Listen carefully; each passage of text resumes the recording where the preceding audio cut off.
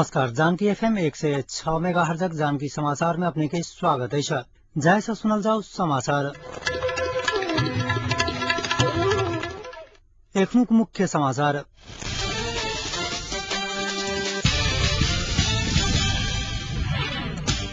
रक्षा आ भूमि सुधार मंत्री के संबंध में निर्णय करक जिम्मा संबंधित दल के एनआरएन के प्रमुख संरक्षक में हीराचंद चैन।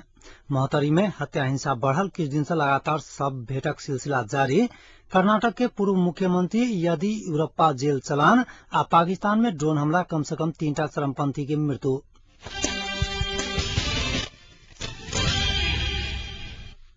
सत्तारूढ़ एकीकृत नेकपा माओवादी आ संयुक्त लोकतांत्रिक मधेसी मोर्चा विवाद में पड़ल रक्षा मंत्री शरद सिंह भण्डारी आ भूमि सुधार मंत्री प्रभु शाह के राजीनामा संबंध में निर्णय करक अधिकार संबंधित दल के देल गेल। प्रधानमंत्री निवास बालुवाटार में आई बैसल माओवादी आ मधेसी मोर्चा में आबद्ध दलक शीर्ष नेता सबक बैसार में रक्षा आ भूमि सुधार मंत्री के राजीनामा संबंध में सरकार के कोनो निर्णय नहीं करक सहमति भेल। बैसार विपक्षी दल सब सरकार के उजराहट में पारक खोजने निष्कर्ष निकालैत सदन अवरुद्ध नहीं करक लेल कांग्रेस आ एमाले के आग्रह कयलक। राष्ट्रीयता संबंध में विवादास्पद अभिव्यक्ति देने कही रक्षा मंत्री भण्डारी आ हत्याक आरोप लागल भूमि सुधार मंत्री प्रभु शाह के राजीनामा मंगैत कांग्रेस एमाले सहितक विपक्षी दल सब संसदक बैसार अवरुद्ध करैत आयल। बैसार में माओवादी सरकार गठनक क्रम में मधेसी मोर्चा संग भेल 4 सूत्रीय सहमति परिमार्जन नहीं करक प्रतिबद्धता जनौलक।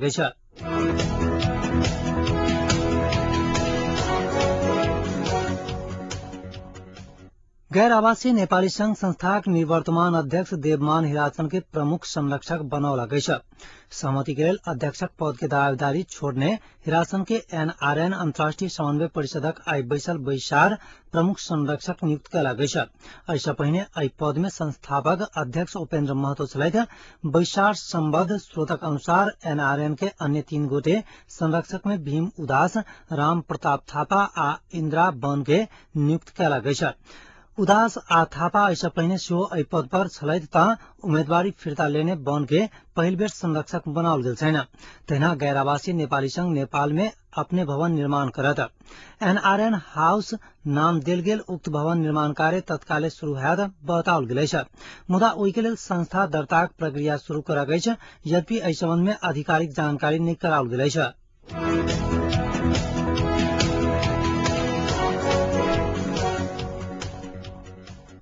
महोत्तरी में लगातार सब भेटक सिलसिला जारी है।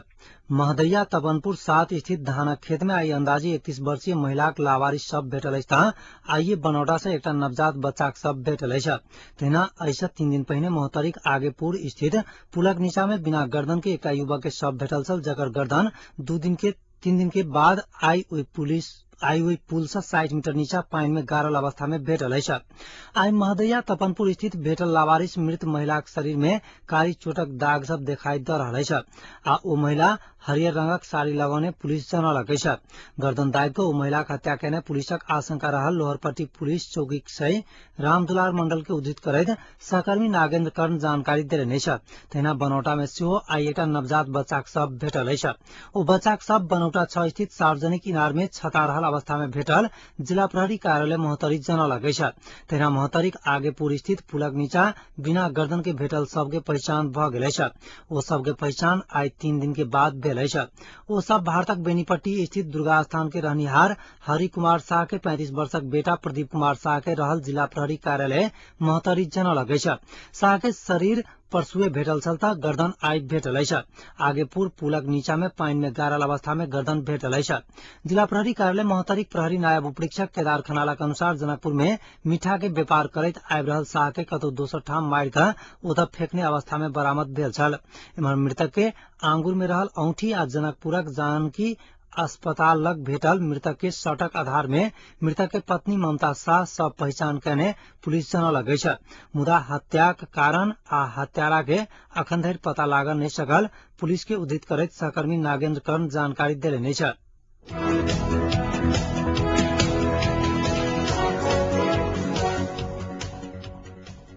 जनकपुरक शिक्षाविद एवं साहित्यकार प्राध्यापक डॉक्टर राजेंद्र प्रसाद विमल वर्तमान शिक्षा प्रणाली में परिवर्तन करवा पर जोर देने। ओ यह एजुकेशनल इंस्टीट्यूटक उद्घाटन करैत डॉक्टर विमल कहलनि जे विद्या के अर्थ समाज के पीड़ा से मुक्त देबक अछि, मुदा वर्तमान शिक्षा प्रणाली के कारण समाज और पीड़ित भ रहल अछि। समाज में रातारात अरबपति बनक शिक्षा देल जा रहला के कारणे अखन शिक्षा में विसंगति देखल जा रहल हुनकर कहब छलैन। प्राथमिक स्तर से उच्च स्तर धरि शिक्षा प्रणाली के अनुगमन पर ओ जोर देलनि अछि। कार्यक्रम में बजित संस्थापक अनुज मिश्र, नरेश मिश्र सहितक व्यक्ति सब ई संस्था विद्यार्थी सभक व्यक्तित्व विकासक उद्देश्य के संग संचालन कयल गेल जानकारी देलनि अछि।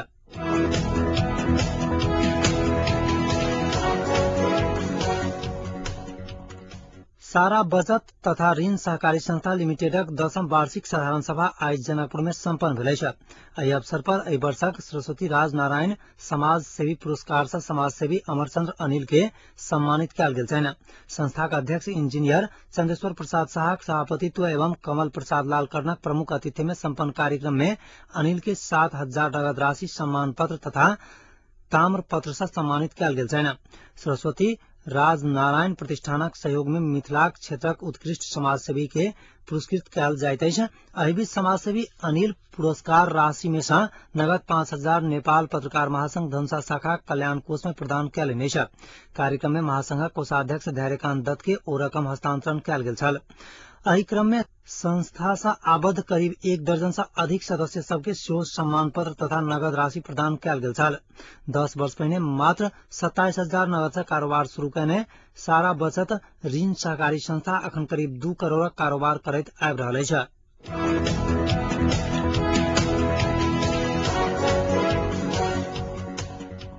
प्रधानमंत्री डॉक्टर बाबूराम भट्टराई शांति प्रक्रिया आ संविधान लेखन कार्य के आगू बढ़ावा के विषय में जल्दी महत्वपूर्ण निर्णय लेल जायत बतौलनि अछि। वर्तमान सरकारक मुख्य काज शांति प्रक्रिया आ संविधान लेखन कार्य के पूरा केनाई रहल बतबैत ओ शांति प्रक्रिया आ संविधान लेखन कार्य के आगू बढ़ावा के विषय में दल सब संग विमर्श भ रहल बतौलनि अछि। कम्युनिस्ट नेता खम्बा सिंह कुबर के सम्मान कार्यक्रम में सहभागी हुआ आज चितवन पहुंचल प्रधानमंत्री भट्टराई भरतपुर विमानस्थल में पत्रकार सब संग बातचीत करैत जल्दीय प्रमुख दल सब संग सहमति का शांति आ संविधान में केंद्रित है बतौलनि अछि। एकटा दोसर प्रसंग में प्रधानमंत्री भट्टराई विपक्षी सब बहुदलीय प्रतिस्पर्धात्मक राजनीति में विरोध केनाई स्वाभाविक रहल बतबैत ओहि के अपने स्वाभाविक रूप में लेने बतौलनि। सस्ता लोकप्रियता के लिए सरकार काज कर रहल दल सभक आरोप के खंडन करैत प्रधानमंत्री भट्टराई लोकप्रियता सब पावन नहीं सकत बतबैत जनता के पक्ष में काज केनाई सस्ता लोकप्रियता नहीं रहल जिकिर कयलनि अछि।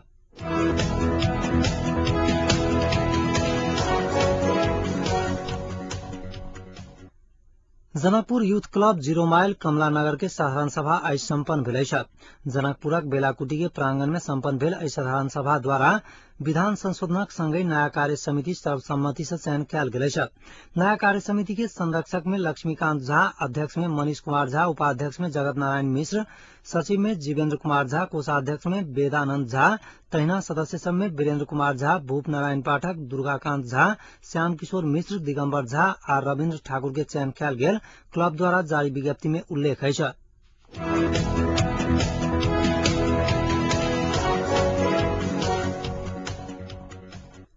नेकपा एमाले का अध्यक्ष झलनाथ खनाल वर्तमान सरकार के 1 मिनट कुर्सी में बैठक के नैतिक आधार नहीं रहल दावी कयलनि अछि। आज जोरपाटी में आयोजित कार्यक्रम के संबोधन करैत खनाल कहलनि जे एखनुक सरकार अनेक प्रकार के अपराध कर्म केने व्यक्ति सब बैसल सरकार अछि।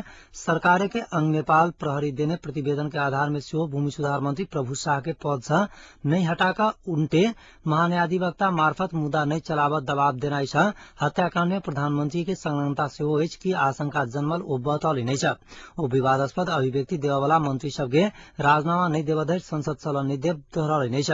एमाले अध्यक्ष खनाल कहलनि रक्षा मंत्री भऽ फौज के नेतृत्व करऽ के शरद सिंह भंडारी राष्ट्र के अलग करऽ के धमकी देनाई गैर जिम्मेवारीपना के पराकाष्ठा अछि।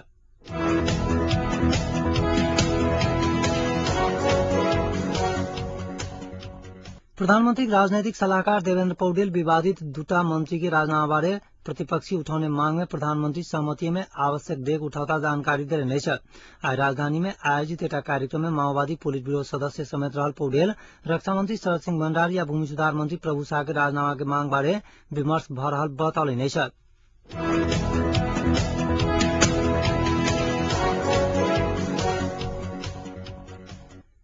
एकीकृत नेकपा माओवादी का अध्यक्ष पुष्पकमल दाहाल प्रचण्ड हालै जारी विवाद से पार्टी के एकटा हिस्सा स्वीक जात खुलासा कैलने छ। चितवन के भरतपुर स्थित ग्लोबल होटल में आई भिनसर कार्यकर्ता सब संग बातचीत करत प्रचण्ड विवाद से पार्टी नहीं फुटत मुदा एकटा हिस्सा स्वीक जात बतौलने छ। उपाध्यक्ष मोहन वैद्य पक्ष लक्षित करत प्रचण्ड शांति आ संविधानक विरोध कऽ जन विद्रोह के बात करवला से पार्टी भीतर क्रमशः असगर होइत जात तर्क कैलने छ। माओवादी 2052 साल में जनयुद्ध शुरू करते के समय आ हाल के समय में फेर बदल ऐला सब विद्यमान अवस्था में नया जनवादी क्रांति निहायत स्पष्ट करें पार्टी के नया ढंग से संचालन कर चाहला पर आंतरिक विवाद बढ़ल कहे तो परंपरागत ढंग से संचालन कर खोजल गेल त पार्टी या क्रांति के भविष्य समाप्त होब सकत बतौलन।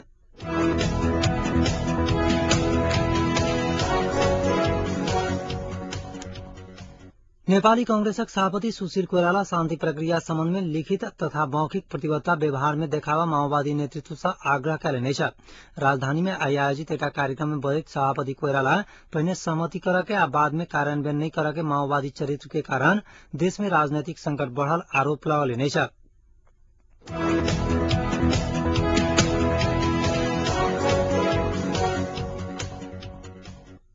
अन्ना हजारे के खंडनक बाद एक बेर फेर से राष्ट्रीय स्वयंसेवक संघ दोहरौलक जे ओ हजारे के भ्रष्टाचार विरोधी आंदोलन के हिस्सा छल। संघ के तरफ से महासचिव सुरेश जोशी द्वारा जारी बयान में कहल गेल जे अन्ना हजारे जे किछु कहलनि ओ संघक समझ से बाहर के बात अछि। ओ कहने छथि जे आंदोलनक समर्थन में ओ जे पत्र लिखने रहैत ओहि के अन्ना हजारे बदनाम करक प्रयास बतौने छथि जाहि से हुनका दुख पहुंचल छनि। संघक नेता आगा कहने छथि अन्ना हजारे सन महान व्यक्ति सेहो संकुचित राजनीति षड्यंत्र से प्रभावित छथि।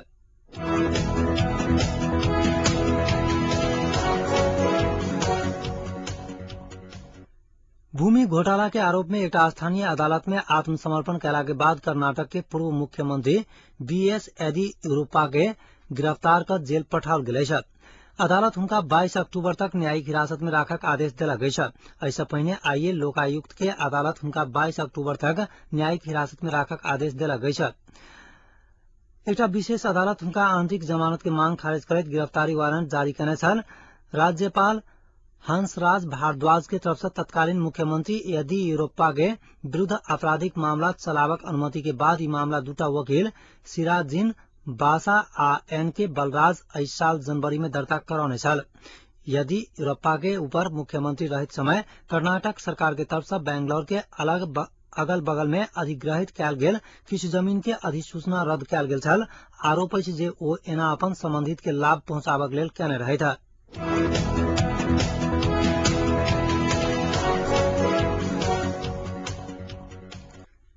पाकिस्तान के उत्तर पश्चिमी इलाका में भेल एक अमेरिकी ड्रोन हमला में कम से कम 3टा चरमपंथी की मृत्यु भेल छ। पाकिस्तानी खुफिया अधिकारी के अनुसार अफगानिस्तान से सटल दक्षिणी बलूचिस्तान के कबायली इलाका अंगोर अड्डा के परिसर में ड्रोन मिसाइल से हमला कैल गेल छल। एहि हमला में मृत्यु होवाला पाकिस्तानी चरमपंथी मौलवी नजीर के लड़ाकू रहल बताओल जा रहा है। मौलवी नजीर पर तालिबान अल कायदा के संग मिलकर अफगानिस्तान में हमला करावा के आरोप लगैत आयल है।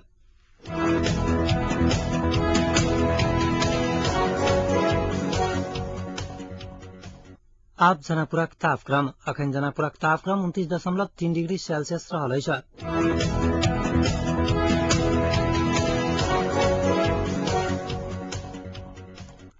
अंत में पुनः एक बेर मुख्य समाचार।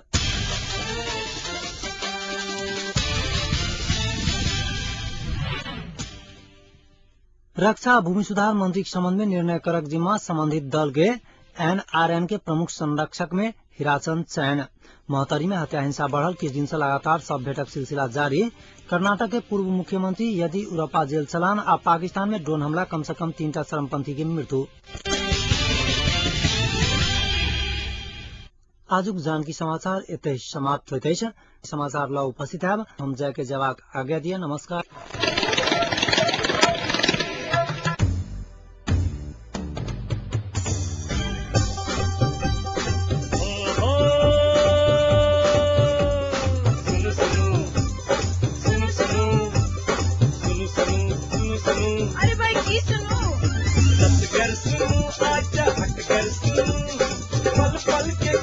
घर बैसल सुनू जानकी अभियम सदकन कहीं सबकी मन माफी कपन बात ऐसा सुनू जानकी